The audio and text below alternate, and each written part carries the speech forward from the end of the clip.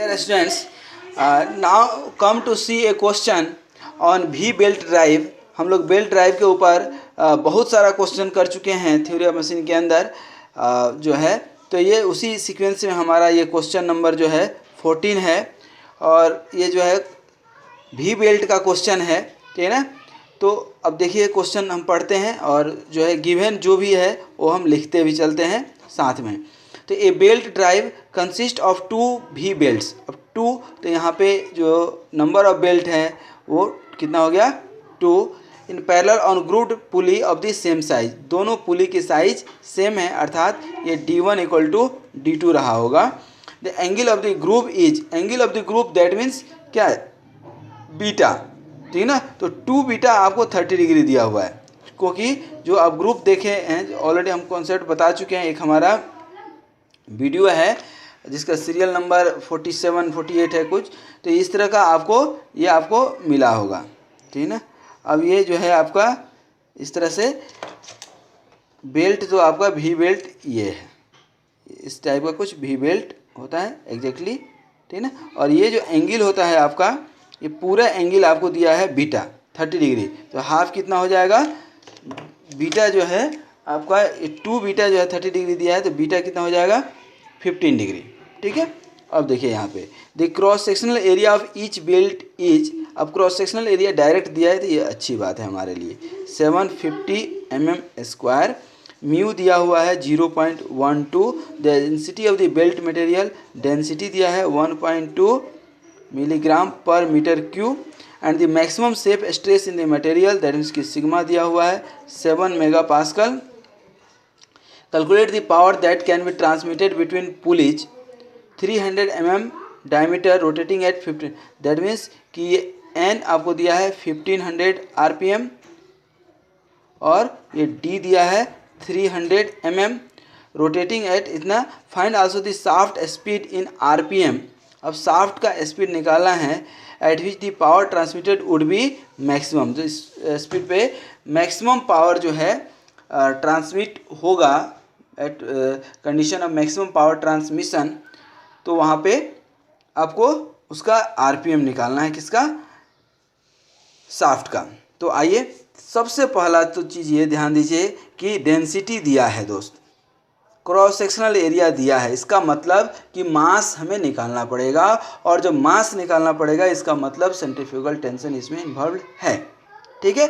तो सबसे पहले हम यहाँ देखें कि आपको ये RPM दिया है, तो सबसे पहले तो हम वेलोसिटी निकाल लें। तो वेलोसिटी क्या होता है हमारा पाई d/n/60। तो पाई d/n/60 दैट मीन्स की पाई और d कितना है 0.3 मीटर में लेंगे तो, और ये 1500 अपन क्या हो गया 60, तो ये आपका आ गया 23.56 मीटर पर सेकेंड, ठीक है। 23.56 मीटर पर सेकेंड आ गया, ठीक है।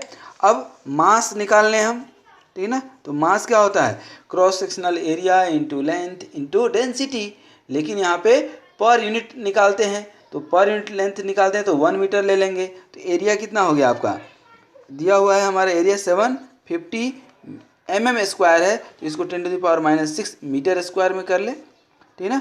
तो area cross sectional area into length 1 metre, per unit length निकालते हैं इंटू डेंसिटी, तो ये कितना हो गया 1.2, ठीक है ना। ये डेंसिटी हो गया 1.2 इंटू 1000, ठीक है। अब यहाँ पे इसका आप निकालेंगे टोटल मास, तो ये आएगा आपका 0.9 kg पर मीटर, ठीक है ना। तो ये हमारा मास निकल गया। मास निकालने से मतलब क्या है हमारा कि सेंट्रीफ्यूगल टेंशन निकल गया, और सेंट्रीफ्यूगल टेंशन क्या होता है mv स्क्वायर। तो m कितना है आपका 0.9 और v कितना निकला है 23.56 का स्क्वायर, ठीक है। तो यहाँ पे ये TC निकल गया आपका 500 न्यूटन। तो ये आपका TC निकल गया क्या 500 न्यूटन। तो मैक्सिमम टेंशन, अब देखिए मैक्सिमम टेंशन क्या होता है। तो मैक्सिमम टेंशन वहाँ पे फ्लैट बेल्ट में ये सिग्मा इंटू BT निकालते थे, तो BT क्या होता था यही होता था cross sectional area, cross sectional area होता था। तो यहाँ पे ये सिग्मा तो है ही, और यहाँ पे क्रॉस सेक्शनल एरिया ये दिया हुआ है, ये सिग्मा जो है आपको 7 मेगापास्कल, 7 मेगापास्कल दैट मीन्स कि 10⁻6 कर लें, और एरिया 750 mm² है तो 10⁻⁻6 कर लें, तो इसमें निकल जाएगा न्यूटन में। तो ये तो हमारा कैंसिल हो जाएगा, और ये जब आप इसको मल्टीप्लाई करेंगे तो that will come around 5250 Newton. तो ये आपका टी मैक्स निकल गया। ठीक है, अब जैसे ही टी मैक्स निकल गया, आपका क्या निकल गया, टी मैक्स निकल गया। तो टी मैक्स निकलने के बाद क्या करते थे, अब ध्यान दीजिए, टी मैक्स दैट मीन्स कि टी मैक्स इक्वल टू क्या होता था, T1 tight side plus TC, यही होता था। तो अब यहाँ हम T1 यदि निकालना चाहें तो क्या हो जाएगा हमारा, ये T max minus TC। T max कितना है 5250 माइनस TC, देखिए यहाँ पे 500, तो यहाँ से ये T1 निकल गया आपका कितना 4750 न्यूटन। ये निकल गया क्या आपका T1 निकल गया। अब T1 निकलने के बाद अब T2 की ज़रूरत पड़ेगी हमें, क्योंकि क्या निकालना है, हमें पावर निकालना है, ठीक है ना। तो T1 और T2, अब T1 और T2 का फार्मूला हमें मालूम है, किसके लिए, V बेल्ट के लिए। तो T1/T2 equal to e⁻μ theta cosec beta, यही फार्मूला होता है हमारा, ठीक है ना। तो अब तो सबसे पहले हम थीटा निकालें, ठीक है ना, और थीटा हम निकाल लें, या दिया हुआ है, नहीं दिया हुआ है, तो अब हमें थीटा निकालना पड़ेगा, ठीक है ना। ये जो है हमें थीटा नहीं दिया है, तो थीटा निकालना पड़ेगा। तो अब सबसे पहले ध्यान दीजिए, यहाँ पे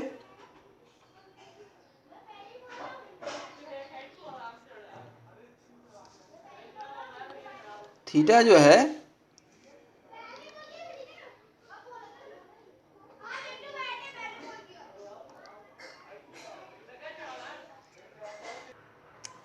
थीटा जो है म्यू तो दिया हुआ है, थीटा कॉसेक बीटा दिया, थीटा नहीं दिया है। लेकिन अब एक चीज़ यहाँ पे ध्यान दीजिएगा थोड़ा सा, यहाँ पे कॉन्सेप्ट में शुरू में ही क्वेश्चन में दिया है D1 इक्वल टू D2। तो जब D1 D2 दोनों बराबर है, दैट मीन्स कि ये पुली और ये पुली दोनों बराबर है, तो ये क्या होगा, कोई इंक्लाइनेशन तो होगा नहीं, यहाँ जो है कोई इंक्लाइनेशन नहीं होगा, दैट मीन्स कि एंगल ऑफ कॉन्टैक्ट कितना हो जाएगा, पाई, ठीक है ना। तो ये चीज़ जो है आप याद रखिएगा लाइफ लॉन्ग।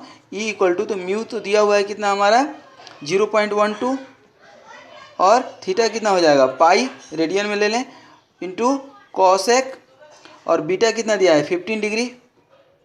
इसको आप सॉल्व करेंगे तो you will get here T1/T2 जो आपको मिलेगा ये 4.3 मिलेगा, इक्वेशन नंबर 1 मान लीजिए, ठीक है। अब T1 हमें मालूम है, T1 मालूम है, तो T2 क्या लिख सकते हैं 4.3, T2 इक्वल टू क्या लिख सकते हैं 4750, डायरेक्ट हम T1 का वैल्यू लिख रहे हैं अपन 4.3। तो ये T2 जो है आपको मिल जाएगा 1105, ठीक है। तो यहाँ पे पावर आप निकाल सकते हैं, ठीक है ना, पावर। अब ये T1 मिल गया और ये आपको T2 मिल गया, ठीक है ना, और वेलोसिटी आप पहले ही निकाल चुके हैं।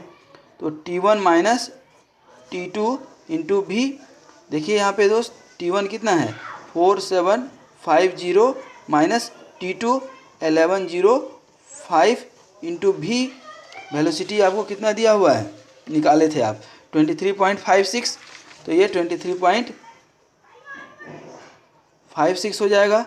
तो ये आप निकालेंगे, तो ये आपको सॉल्व करेंगे तो that you will get here approximately 171 kilowatt, ये आपको पावर मिल जाएगा दोस्त। ये आपको पावर आ गया कितना 171 किलोवाट। तो ये क्वेश्चन में आपसे पूछा था, ठीक ना, तो ये आपका निकल गया पावर। अब find also the shaft in RPM, ठीक है ना, व्हेन मैक्सिमम जो है पावर ट्रांसमिशन। तो मैक्सिमम पावर ट्रांसमिशन का जो कॉन्सेप्ट है वो कॉन्सेप्ट क्या है, ये ध्यान दीजिए यहाँ पे। तो condition for maximum power transmission, maximum power transmission का कंडीशन क्या होता था, TC इक्वल टू T/3 हो, ठीक ना। तो आपने यहाँ पे TC भी निकाला है, Tmax भी निकाला है, तो Tmax मालूम है आपको, ठीक ना।